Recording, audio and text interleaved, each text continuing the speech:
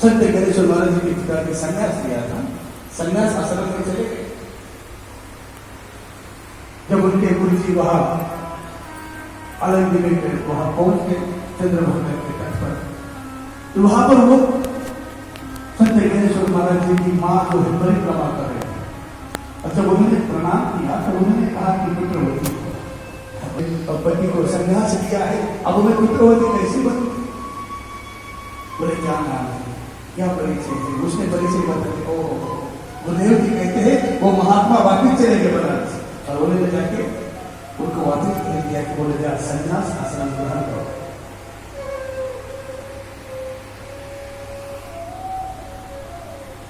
परिणाम ये हो जाता है, विवेक बुद्धि के साथ अपने गृहस्थी जीवन को करते हैं। अरे आपकी गृहस्थी जीवन तो बहुत अच्छा आश्रम कहा है माता, गृहस्थी आश्रम बहुत पुण्यमय आश्रम कहा है, क्योंकि बाकी तीनों आश्रम इसके ऊपर चलते थे।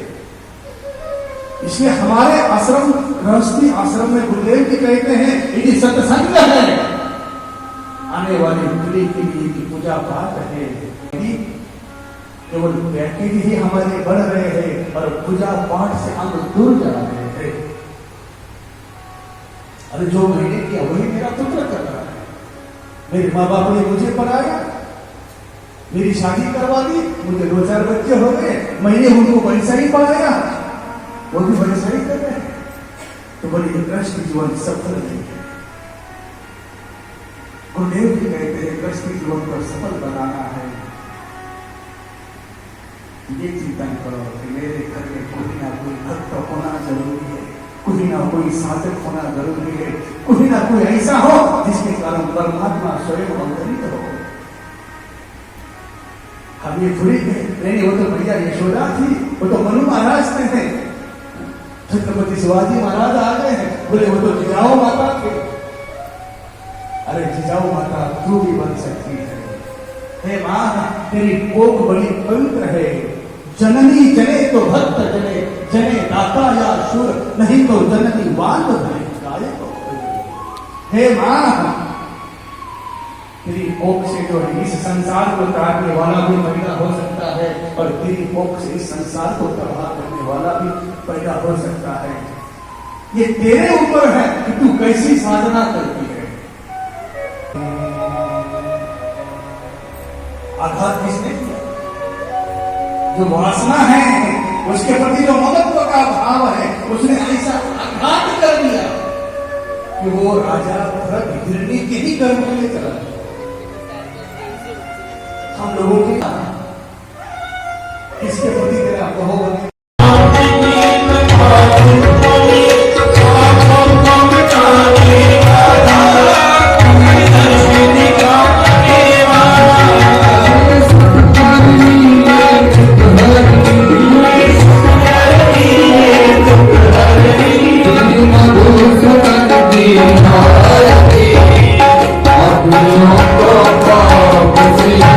Oh,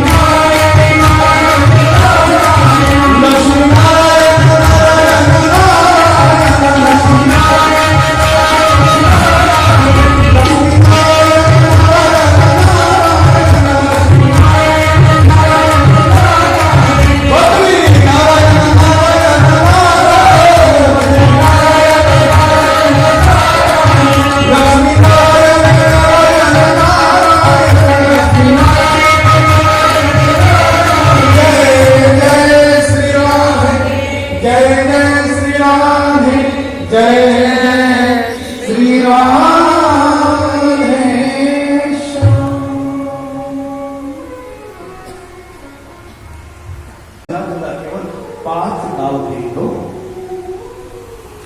धर्म का पक्ष लेकर आखिरी समय तक हमें प्रयास करना चाहिए, और जब हम अपने प्रयास में अपयश पाते हैं उस समय हमें उसको स्वीकार करना चाहिए। दुर्योधन लड़ना चाहता है और उस समय भी यदि आप नहीं लड़ पाओगे तो वो धर्म नहीं अधर्म हो जाएगा। इसलिए हमें धर्म और अधर्म को समझना पड़ेगा। करणीय क्या है, अकरणीय क्या है, दोनों चीजें हमें समझनी पड़ेगी। तो जब हम बोलते मन चंगा तो कितने अच्छे अच्छे हमने दृष्टांत, मन चंगा तो कठोर, अरे महाराज जी क्या है, मन चंगा तो कठोर में गंगा बोले ये घर में नहा लेंगे, अंदर लेके आना करते नहीं करते। मन चंगा तो कठोर में गंगे, अरे हम घर में ही नहाएंगे, हमें हरिद्वार नहीं आएंगे। लेकिन गुरुदेव जी कहा करते थे भले तू मत आ जा, एक समय ऐसा आएगा फुटने के बाद के क्यों ना हो तुझे हरिद्वार लेकर ही आएंगे। कम से कम जहाँ जाना है जीते जी जाके एक बार गोता लगा ले कि आखिरी एक बार मुझे यहाँ आना है, कहीं ऐसा ना हो जाए जो लेके जा रहा है रास्ते में किसी नाले में फेंक दे, हम गंगा जी में छोड़ कर आए। श्री राधे गोपाल भजवन श्री राधे, श्री राधे गोपाल भजवन श्री राधे, राधे गोपाल श्री राधे, श्री राधे गोपाल भजवन श्री राधे, श्री राधे श्याम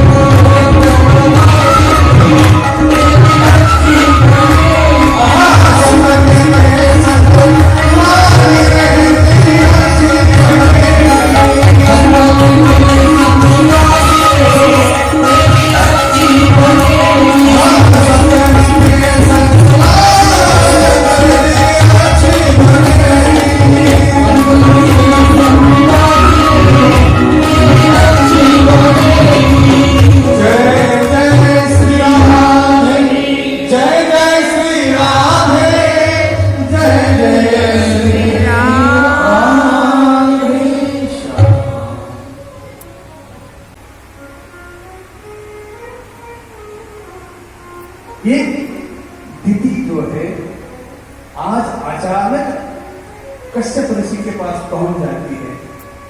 13 पत्नियां धर्म की,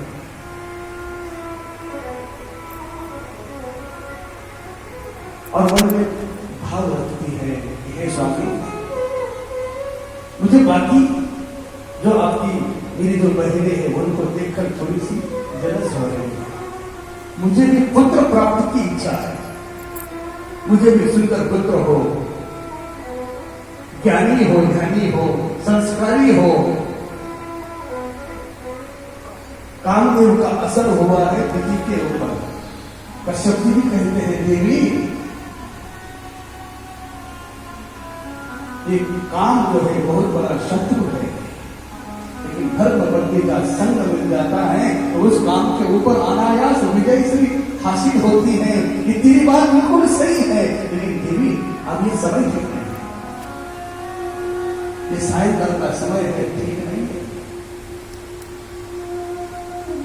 लेकिन गुरुदेव जी कहते हैं जब नीति नहीं मानती है तो कश्यप जी होली को स्वीकार करते हैं कि इसके पीछे कोई ना कोई मंगल छुपा होगा। हम प्रयास करते हैं, प्रयास करना चाहिए। भगवान कृष्ण ने प्रयास किया, युद्ध रोकने का प्रयास किया। पांडवों के लिए केवल 5 गांव मांगे हैं माता। आपकी भाषा में जिसको पैतृक संपत्ति बोलते हैं उसमें से केवल 5 गांव मांगे हैं। राजन धृतराष्ट्र, मैं आधा राज्य नहीं मांग रहा हूं, पांडवों को मैं समझा दूंगा, केवल 5 गांव दे दो। धर्म का पक्ष लेकर आखिरी समय तक हमें प्रयास करना चाहिए, और जब हम अपने प्रयास में अपयश पाते हैं उस समय हमें उसको स्वीकार करना चाहिए। दुर्योधन लड़ना चाहता है और उस समय भी यदि आप नहीं लड़ पाओगे तो वो धर्म नहीं अधर्म हो जाएगा। इसलिए हमें धर्म और अधर्म को समझना पड़ेगा। करणीय क्या है, अकरणीय क्या है, दोनों चीजें हमें समझनी पड़ेगी। तो जब हम बोलते मन चंगा तो कितने अच्छे अच्छे हमने दृष्टांत, मन चंगा तो कठोर, अरे हमारे घर में आकर मन चंगा तो कठोर में गंगा, बोले यही घर में नहा देंगे, अंदर लेके आना करते नहीं करते। जिस वाणी का आप प्रयोग कर रहे हैं उसका परिणाम यही है कि आप इस मृत्यु लोक में जाओ और असुर बनाओ, क्योंकि आपकी वाणी शोभायमान नहीं कर रहे। जिनके आप द्वारपाल हैं, जिनके पास आप रह रहे हैं, उनके साथ आपकी वाणी बड़ी साथ आनी मवाल, मितले आनी रसाल, शब्द जैसे कंढोल अमृत आज। हमारे शब्द में कितनी मिठास होनी चाहिए, मानो जैसे अमृत की बूंदे टपकती हो, इतनी हमारी वाणी में मिठास होनी चाहिए। हम बोलते हैं ना, और सच हमेशा कड़वा होता है, लेकिन ये बात दरअसल गलत है। सच कड़वा नहीं होता, सच के अंदर हम अपनी कड़वाहट मिला देते हैं। हंसते हंसते हम सच को नहीं बता पाते, हम सच को बोलते हैं। जब बहुत सारी घटनाएं एकत्रित होती है, बहुत सारी घटनाएं एकत्रित होती हैं, फिर वो सभी खिचड़ी बन जाती है, और फिर ये भी बोलना, ये भी बोलना, फिर हम बोलते अब तुझे गुस्सा आएगा, मुझे पता है क्यों, क्योंकि सच बड़ा कड़वा होता है। अरे बाबा, समय तूने गलत चयन किया, सच कड़वा क्यों नहीं होगा, क्योंकि तूने समय का चयन गलत किया। इसलिए उन द्वारपालों को कहते हैं कि आपने वाणी पर संयम नहीं रखा, परिणाम ये हो गया, शाप मिल गया। प्रभु वहां पर आते हैं, सनत कुमारों की बड़ी स्तुति करते हैं, और आज यही जो द्वारपाल जय और विजय,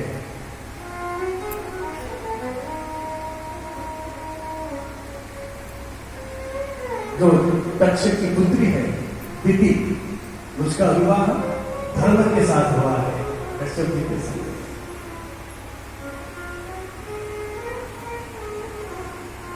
ये दिति जो है आज अचानक कश्यप ऋषि के पास पहुंच जाती है। 13 पत्नियां धर्म की,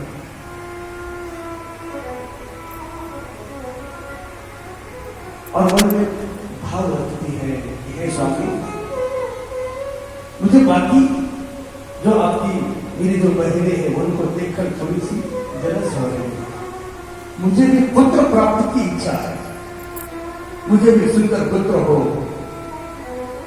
ज्ञानी हो, ध्यानी हो, संस्कारी हो। कामदेव का असर हुआ है गति के ऊपर। कश्यप जी भी कहते हैं देवी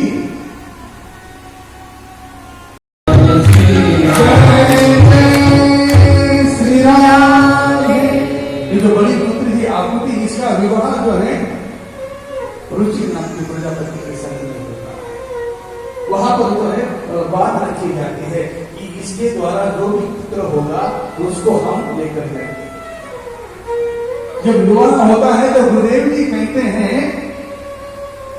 इस रुचि के द्वारा और आकुति के द्वारा जिस पुत्र का जन्म होता है, बोलिए एक नारायण भगवान की, यज्ञ भगवान की जन्म होता है। और जब यज्ञ भगवान का जन्म होता है तो गुरुदेव जी कहते हैं मनोजी महाराज उस पुत्र को, उसे क्या पोता बोलते, क्या बोलते, धोता बोलते का पोता, हाँ, उसको अपने घर में लेके आता है। यज्ञ है ना, यज्ञ को स्वीकार करना पड़ता है, उसको करना पड़ता है। और जब यज्ञ हम करते हैं तो गुरुदेव जी कहते हैं उस यज्ञ का जो भगवान यज्ञ है उनका विवाह किसके संग होगा? जो दक्षिणा है उसके संग में उसका विवाह होता है। इसलिए हम जो भी यज्ञ करते हैं ना माता, अरे जिजाऊ माता तू भी बन सकती है। हे मां, तेरी कोख बड़ी पवित्र है। जननी जने तो भक्त जने, जने दाता या शूर, नहीं तो जननी वान धने गाये तो। हे मां, तेरी कोख से जो है इस संसार को तारने वाला भी पैदा हो सकता है और तेरी कोख से इस संसार को तबाह करने वाला भी पैदा हो सकता है। ये तेरे ऊपर है कि तू कैसी साधना करती है।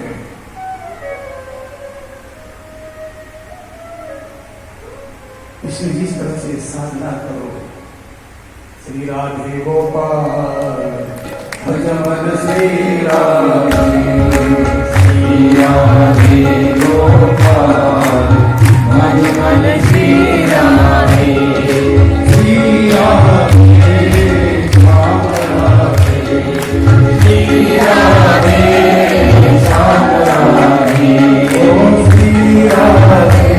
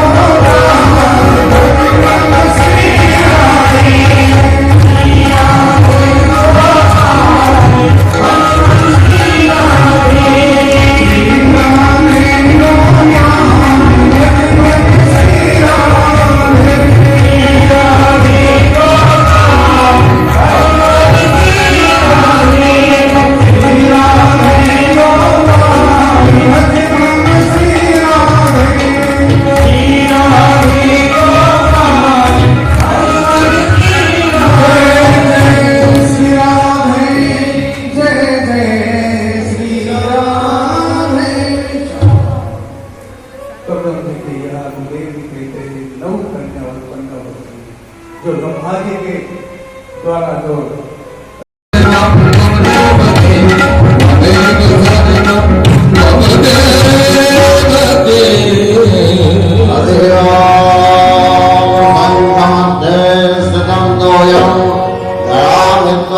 के सब दुःखं विपोहति जलेना शीतलीकरणं पुष्पैर्देवताभिवन्दनम् आत्माभिवन्दनम् आर्तिक्यं ग्रहणम् हस्तौ प्रक्षाल्योऽङ्ग्योः शान्तिरन्तर्जगुं शान्तिः पृथिवी शान्तिरापः शान्तिरोपदयः शान्तिः वनस्पतयः शान्तिस्वेदेवाः शान्तिर्मा शान्तिः सर्वत्वं शान्तिः शान्तिरेव शान्तिः सामा शान्तिरेधीयतमन्त्रप्रथमाञ्जलिम् ॐ जगदेन जगनवयजन्तदेवास्मानि धर्माणि व्रतमान्यासन्ना देहनाङ्कं महिमानः स चन्द्रयत्र पूर्वे साध्याः सन्ति देवाः हरिः ॐ एकदन्ताय विद्महे वक्रतुण्डाय धीमहि तन्नो दन्ति प्रचोदयात् हरिः ॐ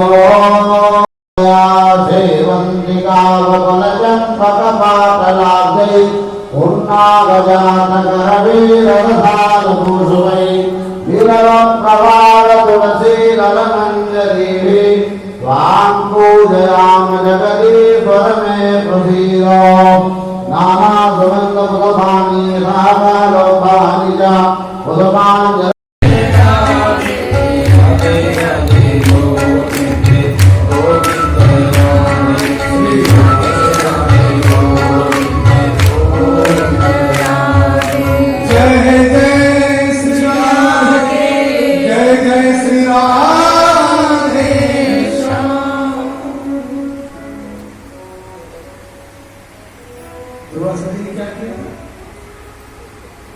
अम्बरीश ने क्या किया?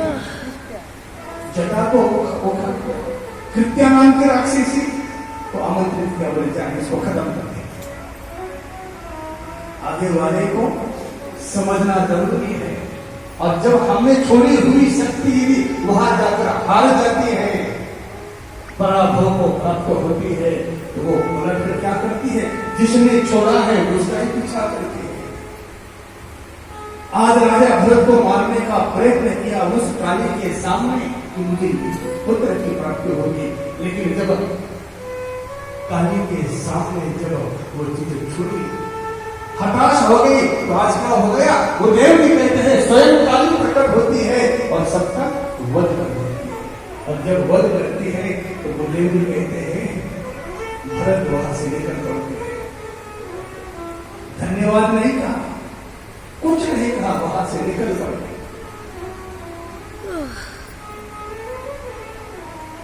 चंद्रवान के राजा है, उस नगर में पहुंच जाते हैं। उस राजा का नाम है रघुगण।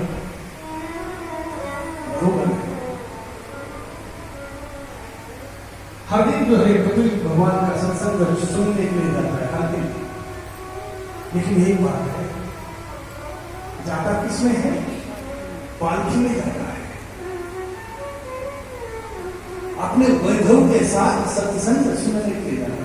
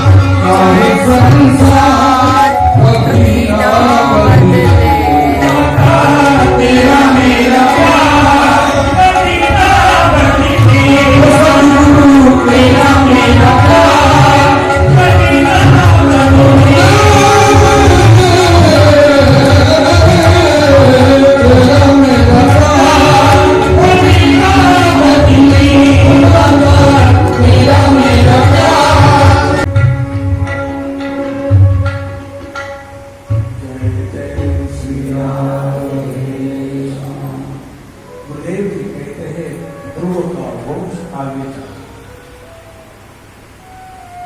ध्रुव के पुत्र हो गए उत्कल, उत्कल के हो गए अंग, और अंग के हो गए वेद।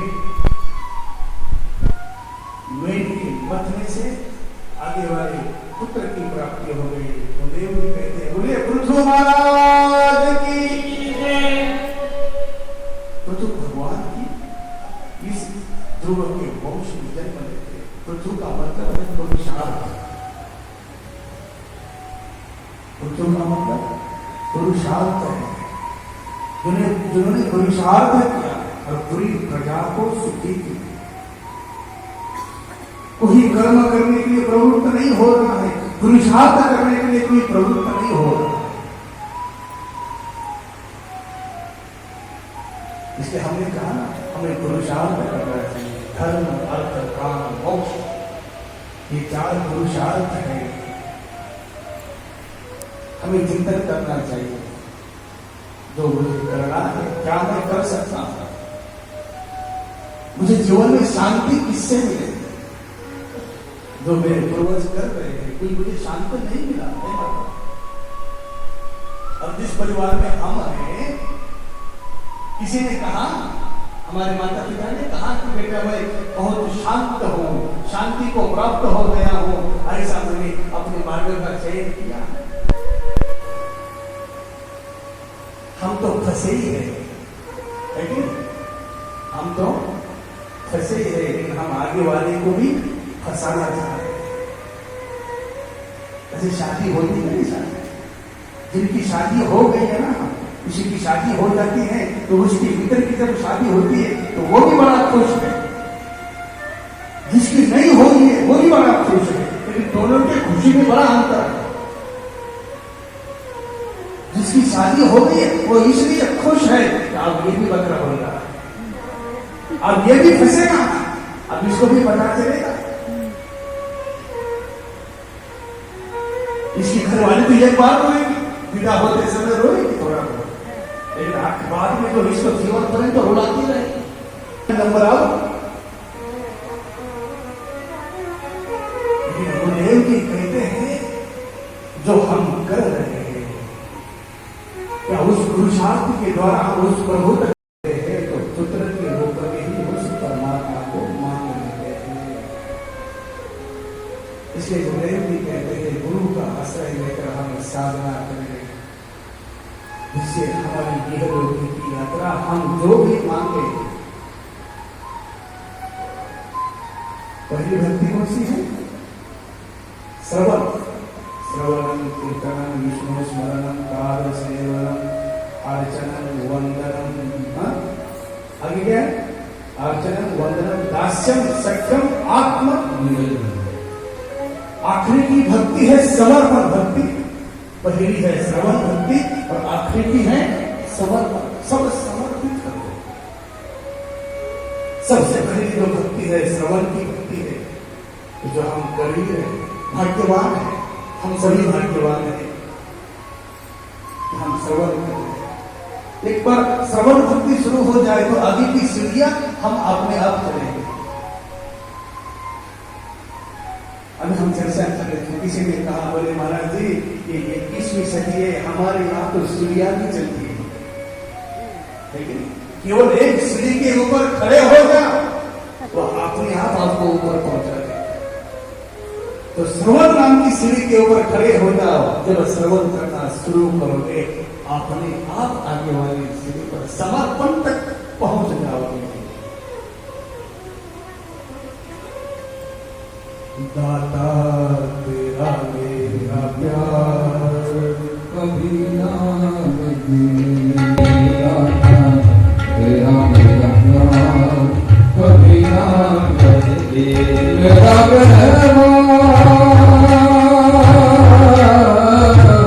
तेरा मेरा प्यार कभी ना बदले।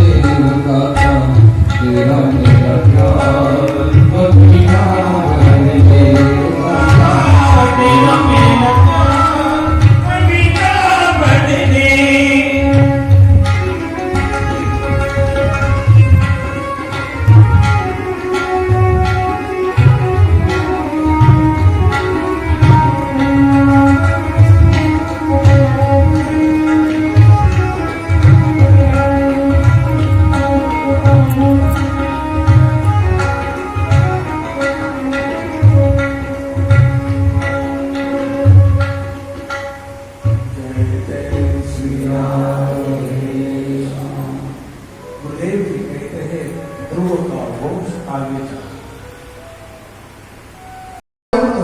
परिणाम ये हो गया, गुरुदेव जी कहते हैं ये भरत बीमार हो गया और बीमार होते होते उस हिरण्य में चिंतन कर रहा है इसका क्या होगा, इसका क्या होगा,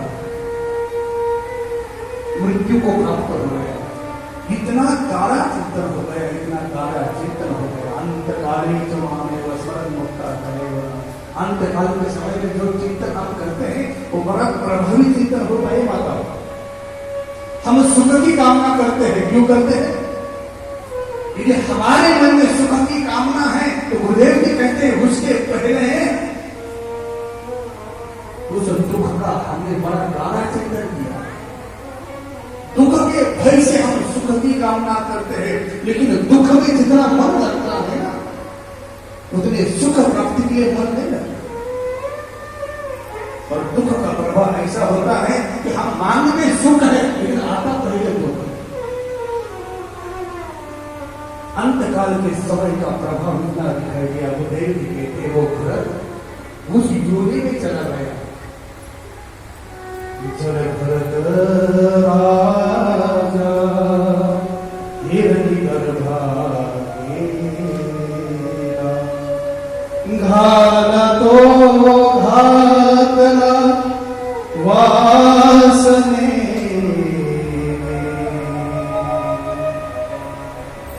आघात किसने किया? जो वासना है उसके प्रति जो ममत्व का भाव है उसने ऐसा आघात कर दिया कि वो राजा भरत हिरण्य के ही कर्म में चला गया। हम लोगों के लिए शिक्षा है भगवान किसके प्रति तेरा बहु